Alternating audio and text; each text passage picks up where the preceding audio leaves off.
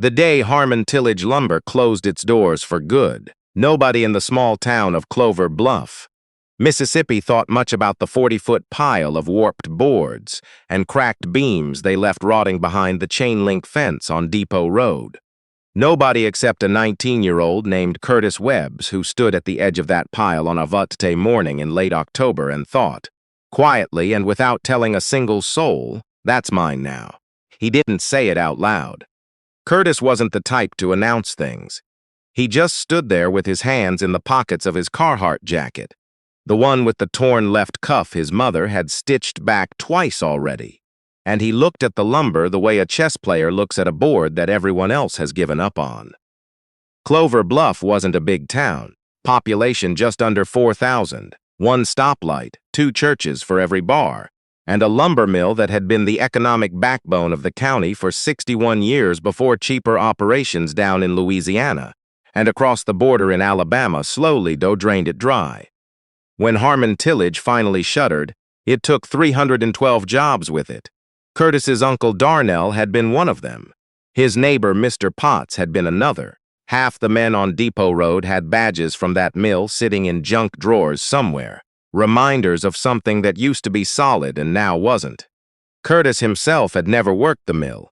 He'd graduated Clover Bluff High 2 years prior, ranked somewhere in the middle of his class, with a talent for shop class that his teacher, a lean and leathery man named Mr. Baxter, had called the best natural eye for wood I've seen in 30 years of teaching. That compliment had meant a lot. It still did. But compliments didn't pay rent, and Curtis had spent the better part of 2 years doing odd jobs, helping pour concrete foundations, painting houses in the summer heat, doing handyman work for older folks in the neighborhood who couldn't get on ladders anymore. He was good at all of it. He just wasn't building anything. The lumber pile changed that. The way it happened was simpler than people later made it sound. The Harmon Tillage site manager, a heavyset man named Dale Coburn, had been tasked with clearing the facility and realized almost immediately that hauling the scrap wood, the warped planks, the cracked beams, the off-cut pieces too short or too irregular for standard milling, was going to cost more than the company's remaining operating budget allowed. Proper disposal would run tens of thousands of dollars. The wood wasn't worth enough to sell, so the plan, which Coburn had quietly approved without advertising it, was simply to leave it, pile it against the back fence on the Depot Road side, the side that backed up against a stretch of weedy vacant lots, and walk away. No one was supposed to notice, or if they noticed, they were supposed to mind their own business. Curtis noticed on day 3 of the dumping operation when a flatbed truck rolled past his house at 7 in the morning and turned down the access road behind the mill. He watched it from his front porch, curious. Then he walked down and asked the driver what was going on. The driver, a tired-looking white man in his 50s who clearly had no personal stake in any of this, shrugged and said they were just clearing the site. Curtis asked what happened to all the wood. The driver said it was just going out back. Curtis asked if anyone was going to do anything with it. The driver looked at him the way people look at someone who's asked a question so obvious it almost sounds like a trick. "Son," he said, "that's garbage." Curtis nodded. He went back inside. He ate breakfast. He thought about it for exactly 4 days. On the 5th day, he went to see Dale Coburn. Coburn's temporary office was a converted storage room inside the mill's administrative building, which smelled like sawdust and old coffee and the particular sadness of a place winding down. Curtis knocked on the open door frame and introduced himself. Coburn looked up from a stack of papers and seemed to be deciding whether or not to tell him to leave. "Mr. Coburn," Curtis said, "I'd like to talk to you about the wood out back." Coburn leaned back in his chair. "What about it?" "I want to take it." Coburn stared at him. "Take it where?" "I don't know yet," Curtis said honestly. "But I can clear it from your fence line if you want. That saves you the disposal cost. And I get the lumber. Everybody wins something." There was a long pause. Coburn picked up his pen, set it back down. He was a practical man, and what Curtis was proposing was practical in the blunt, unadorned way of things that actually make sense, but that nobody thinks of because they're too busy looking at problems from the expensive angle. "You'd need to sign something," Coburn said finally. "I'll sign whatever you need." They worked it out in 40 minutes. Curtis left with a one-page agreement witnessed by Coburn's assistant, granting him rights to all scrapwood deposited against the rear fence line of the Harmon Tillage property, effective immediately for a period of 60 days. In exchange, Curtis agreed to begin clearing the pile within 2 weeks and to complete removal within 6 months of the mill's official closure date. He drove home, read the agreement 3 times, and then sat at his kitchen table and realized he had absolutely no plan and no equipment and no money, and approximately $412 in his checking account. He started making calls. His cousin Brent had a truck and a trailer hitch and more goodwill toward Curtis than common sense, which was exactly what Curtis needed.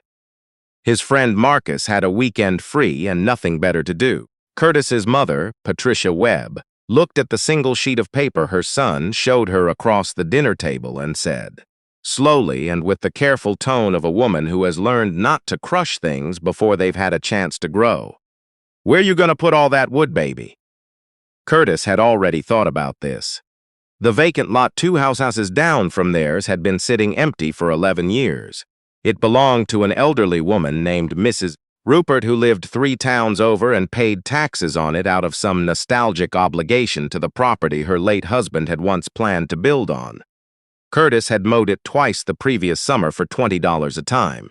He called her that evening. Mrs. Rupert was 81, sharp and unmoved by drama. He explained what he wanted to do. She was quiet for a moment. "You're going to stack wood on my lot," she said. "Yes, ma'am, and I'll pay you for the use of it, $50 a month. And I'll keep it clean and not make a mess." She made him promise twice that he wouldn't make a mess. Then she said yes. The first day of hauling was brutal. Curtis and Brent and Marcus loaded the trailer by hand. No forklift, no equipment, just 3 young men with work gloves and sore backs and a system they invented as they went.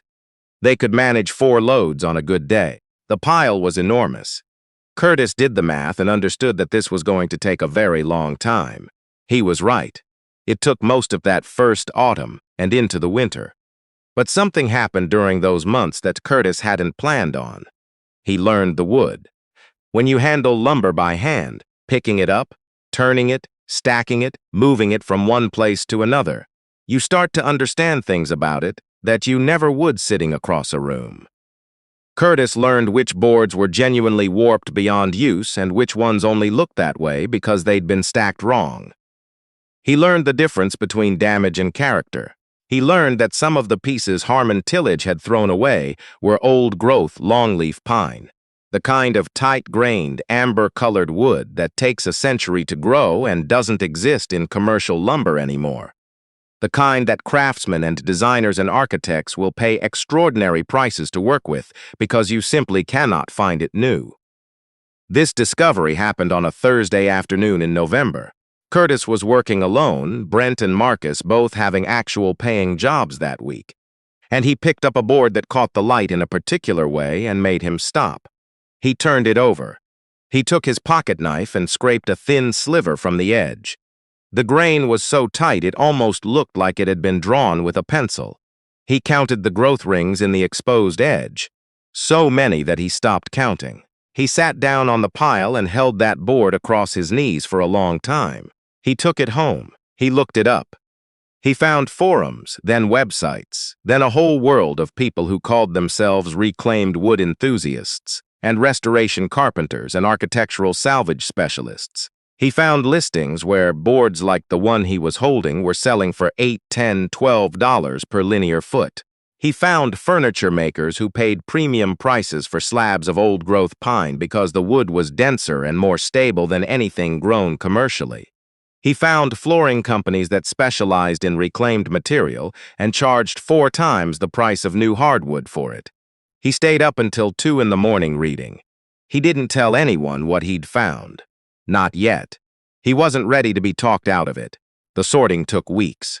Curtis developed a system. 1 section of the lot for damaged wood that might be salvageable with work. 1 section for structural pieces that were solid despite their appearance. 1 section for what he was increasingly, privately, calling the good stuff. The old-growth longleaf pine. The wide plank boards that had been used as beams or bracing and had spent decades under pressure, which only made them harder. The pieces with the kind of patina that furniture makers paid designers to fake. He bought a used pressure washer from a garage sale and cleaned the boards one by one over a series of weekends. He borrowed a planer from Mr. Baxter. His old shop teacher was still in town, still had a workshop, still remembered Curtis, and learned to surface the wood properly, taking just enough off the face to reveal what was underneath. What was underneath was beautiful. He started small. He built a bench, not because anyone asked him to, but because he needed to see what the wood could do in his hands, and a bench was simple enough that failure wouldn't cost much. He used old-growth pine for the seat, mortise and tenon joints he'd learned from a YouTube video he watched 17 times, and finishing oil he bought with the last of that month's odd job money. The bench was good. He knew it even before anyone else told him so. He listed it on Facebook Marketplace on a Sunday evening. By Tuesday morning, a woman in Jackson had driven 40 minutes to Clover Bluff to pick it up. She paid him $350, and before she left, she said, "You make anything else like this, you call me." He called her 8 weeks later. Word travels differently in small towns than people think. It doesn't move fast, but it moves wide, and it moves through connections that no algorithm can map. The woman from Jackson, her name was Sandra, and she ran an interior design studio, mentioned Curtis's bench to a colleague. That colleague was doing a renovation project for a boutique hotel in Oxford and was looking for custom furniture. She called Curtis. He was 20 years old. He had no business, no website, no formal anything. He had a vacant lot full of stacked lumber, a borrowed planer, and hands that had been working wood since he was 15 years old. He went to the meeting in his cleanest clothes. He brought photos on his phone. The colleague, a woman named Giselle Harmon, no relation to the lumber company, looked at the photos for a long time. She asked him technical questions that he answered directly. She asked what his lead time would be for 8 pieces of custom furniture. Curtis thought about it carefully before he answered. 3 months, he said. She said she'd need them in 2.5. He said he'd make it work. He went home, called Brent, called Marcus, called 2 other guys he trusted, and offered them fair wages to help him build furniture on evenings and weekends. Marcus, who had a day job he hated, quit within a month and came on full-time. They built the hotel furniture in 74 days. When the hotel opened the following spring, a write-up in a regional design magazine mentioned the custom furniture and described the material as reclaimed old-growth longleaf pine sourced locally. The phone started ringing from people Curtis had never met. He was still living in his mother's house. He wanted to be clear about that. Later, when people started treating the story like a straight line from nothing to something. It wasn't a straight line. There were months where he had more wood than money. Months where he wasn't sure the whole thing would hold together.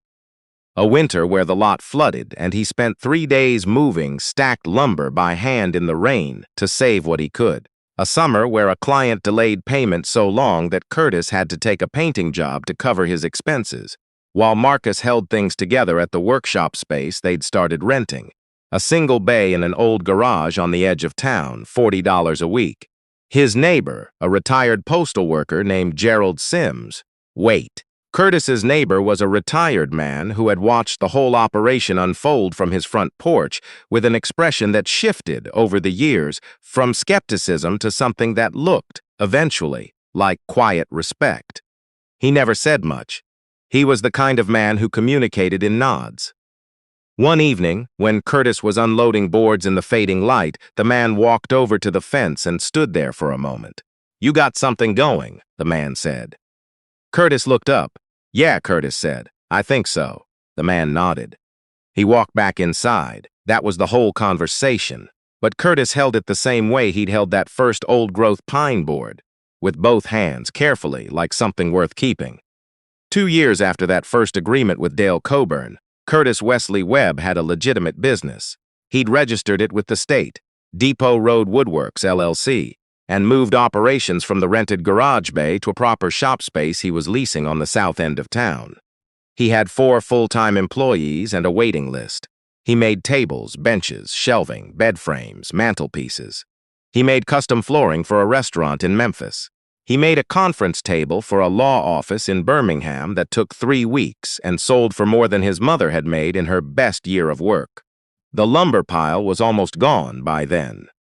Curtis had been strategic about it, using the most valuable material for the highest value projects, stretching the supply intelligently, pricing work to reflect what the material actually was. The last of the old-growth longleaf pine he had documented, photographed, and offered to a collector in New Orleans who specialized in architectural salvage. The collector came to Clover Bluff with his business partner and spent 2 hours in Curtis's shop. They offered him $60,000 for the remaining inventory. Curtis said he needed to think about it. He took 3 days. He talked to Marcus.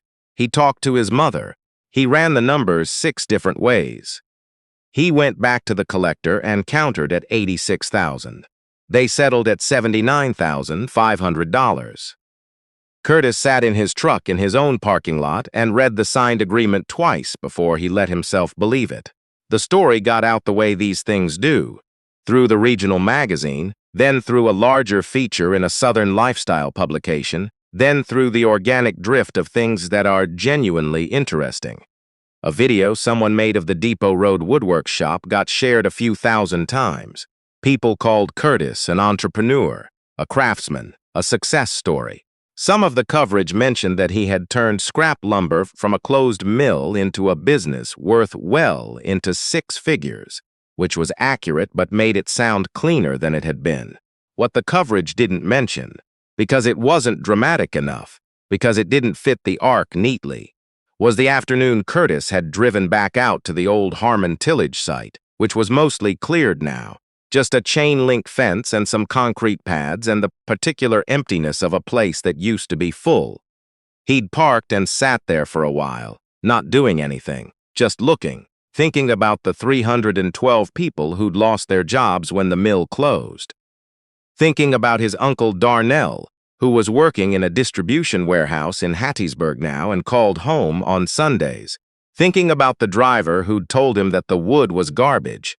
He wasn't angry about any of it. Anger wasn't the thing he felt. It was something more complicated. The particular weight of understanding that the same event that had wrecked things for so many people had, by a strange and specific chain of circumstances, handed him the beginning of something. He didn't know what to do with that, exactly. He just knew it was true. He started, that year, a small apprenticeship program out of his shop. 2 spots, open to anyone between 18 and 24 from Clover Bluff or the surrounding county. Paid. Focused on woodworking, business basics, how to read a contract. The first 2 kids he took on were younger than he'd been when he'd walked into Dale Coburn's office and said he wanted the garbage. He taught them what Mr. Baxter had taught him, and then he taught them what nobody had taught him, which was the thing he'd had to figure out alone. That value is not a fixed property of an object. It is something you decide to see. It is something you learn to find in what other people have already given up on. It is not always comfortable knowledge, but it is useful. It is, Curtis Webb thought, just about the most useful thing there is. And if you're reading this and thinking it sounds too simple, that's exactly what it looked like from the outside, too. Simple. Almost unremarkable. A young man. A pile of wood, a town that had seen better days. Nobody thought it was anything until it was something. That's usually how it goes. The things that change your life rarely announce themselves. They sit at the edge of someone else's property line, warped and weathered and waiting, and it's up to you, entirely up to you, to decide whether what you're looking at is garbage or the beginning of everything.